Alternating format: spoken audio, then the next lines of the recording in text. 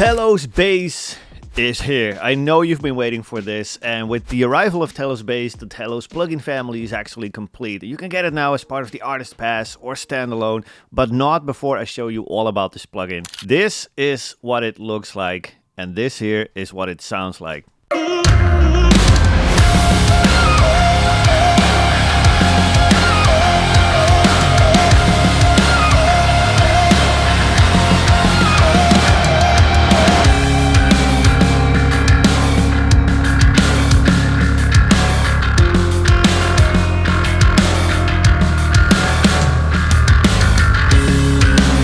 Alright, so let's check it out. This is what our bass sounds like in solo.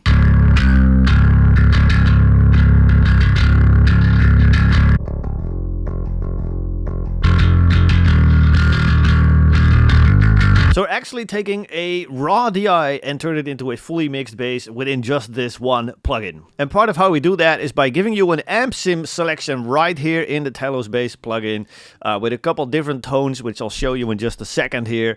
Or in case you've recorded the output of a pedal or you mic'd up an actual bass cap, then you can just choose off and just use the mixing section of the plugin here. And the mixing section consists of this low band here, which is just good old volume for these sub-low end frequencies, as well as a compressor that is only compressing this sub-low end band, and the same thing over here for the low mid-range. So just volume, like how much low mids do you actually want here, and a frequency slider so you can pick the right area of low mids to boost or cut, as well as the compressor here to just perfectly control both the sub-low end and that crucial low mid area. Then we have this mid-range band with just, cut or boost, the tone again, so pick whichever frequency you want to cut or boost, and then a brightness switch here, which allows you to add a little bit of extra clangy sounds to the bass sound here, which I really like. Then all of that gets fed into this compressor, which is the full signal compressor, and then we have enhance, we got saturation with a couple different modes and sounds, we got an output, of course, high cut, low cut, and a limiter. So that's basically all you need in order to fully mix your bass from scratch and to get this finished sound that we just heard.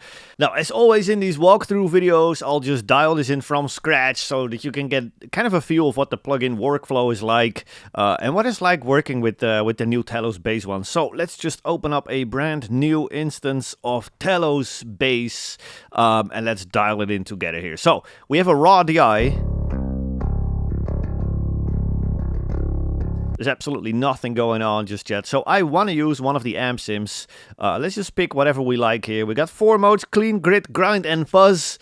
Clean and grit obviously being somewhat cleaner, and then these two are being more distorted. So let's just hear them all for a second here.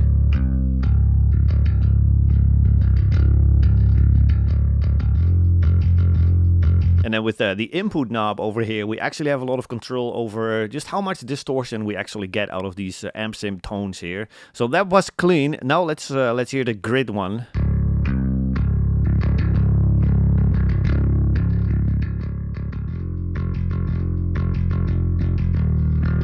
This one has a little bit more grit to it, obviously. Grind.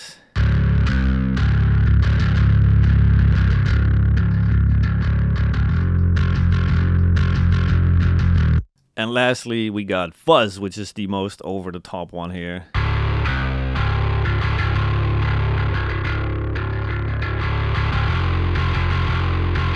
And again, simply by cranking the input or just lowering it, we get a ton of control over how much distortion we actually want. I'm thinking for this tone and for this song, I like grind the most, but then maybe not so over-the-top, distorted.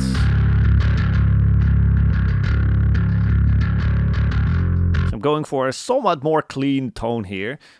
Just lower the input there a little bit. All right, now let's check out the EQ section here. I'm just going to start with boosting up some low end here because I do want to have more sub low end in this bass tone.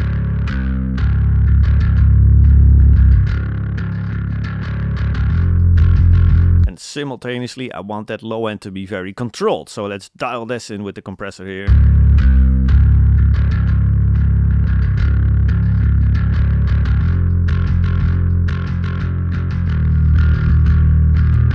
And that compression actually allows you to get a lot of low end out of just this one plugin here, because it will never go over the top and it will always stay very consistent, very solid, which is exactly what you need from that sub low end area here. Then the second most crucial area is of course the low mids. Let's just hear this in action, see what kind of sounds we can get out of this band here.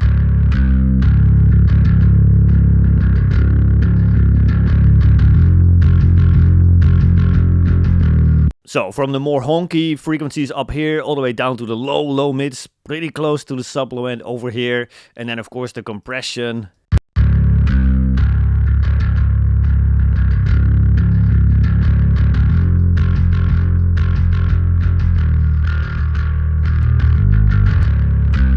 Then, once you have compressed the low mids and controlled them, made sure they stay consistent and solid at all times, then you can start seeing this as basically a fader for the amount of low mids that you want to have in your mix. And you can use this to perfectly glue your bass guitar to your rhythm guitars or to whatever other main instrument you have in your mix. Let's check that in action actually. So I'll play this section, I'll probably loop it and see if we can find the perfect amount of glue here for our bass guitar.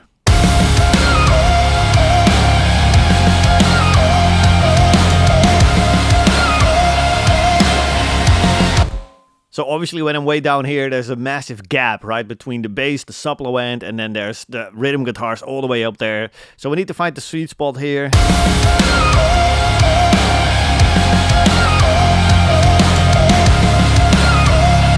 And when I crank it up, there's obviously too much low mid-range and it starts to poke out, it starts to get boomy and ugly. So it's somewhere in the middle actually.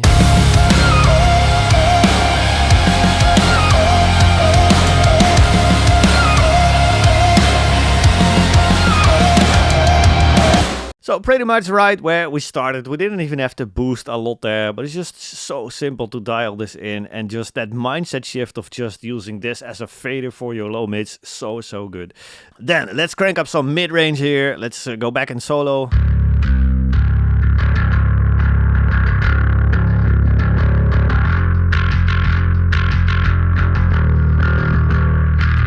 So here we can go from that presence area with a ton of string noise all the way down to that kind of honky low mid area again.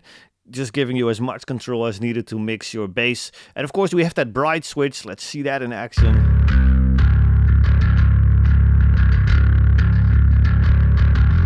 This will get even more aggressive when we boost some more presence.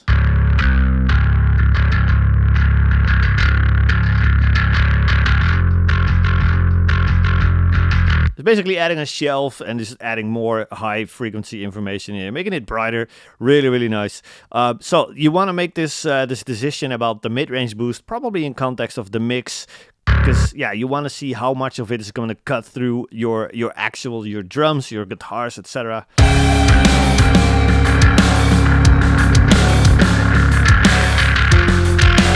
And I'm looking for like a nice mid-range where it's not too harsh. Like when I'm all the way up here, it does get a little bit harsh for this particular song. And when I'm all the way down here, it just gets way too honky, way too dark again. So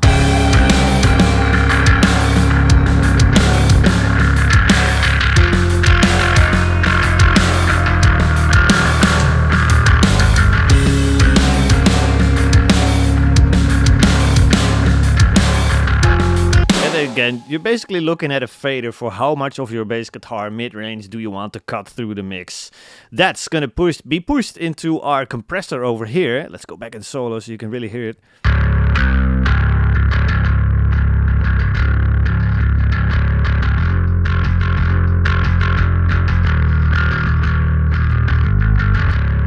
Making sure that in the low end, the low mids and that mid-range with all the string noise, nothing really jumps out, but it stays very smooth and very consistent. I absolutely love this. Then we go into Enhance, which, like I said, is kind of like that low control trick where you just add some subtle harmonic saturation to the low end in particular.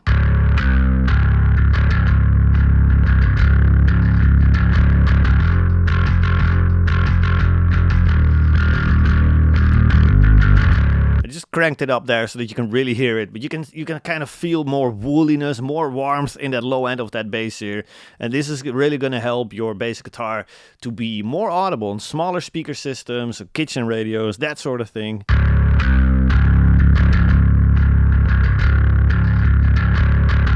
Really like a little bit of that just to beef things up in a very nice and warm way. Then let's check out our saturation. We got smooth, hot, grit, and feather. Let's just crank all of them up a little bit, see what they sound like.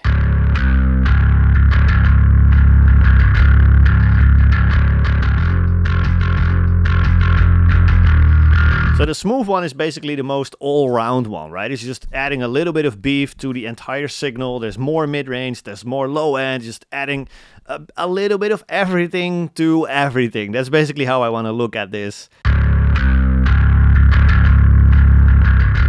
And then the other one are a little bit more specific modes. So like, let's try hot.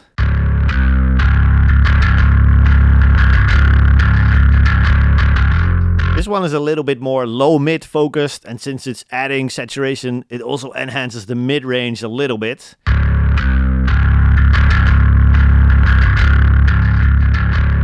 And then we have grit, which is definitely a bit more higher mid-range focused.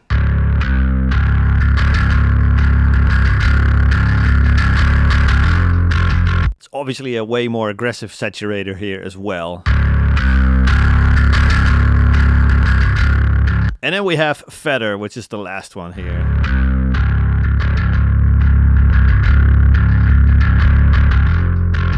Definitely the darkest and the most subtle one here. But yeah, hopefully you can hear it too. As soon as I crank it up and I get really high, the signal kind of gets a little bit darker and a little bit beefier.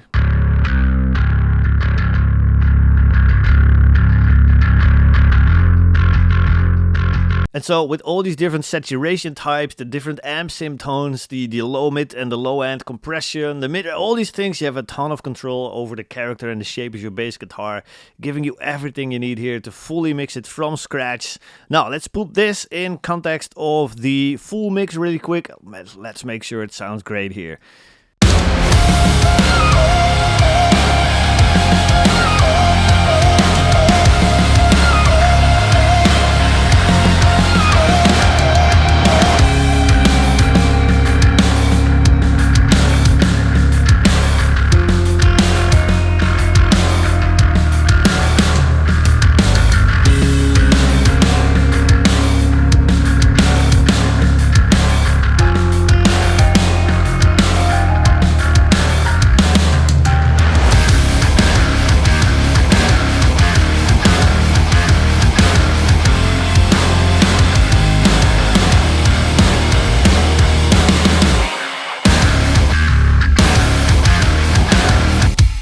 I actually would like it to be just a little bit brighter still, especially here when we have that little solo section of the bass guitar.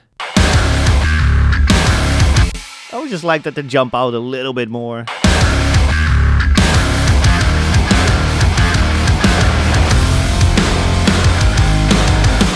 And there we have it, fully mixed bass within just one plugin. It has never been easier. I hope you enjoyed Telos Bassier. You can now grab it as a perpetual license, or you can grab it as part of the Artist Pass. Just head over to blacksaltaudio.com, grab it today. Enjoy mixing bass, enjoy the simplicity of it. I'll see you in the next video.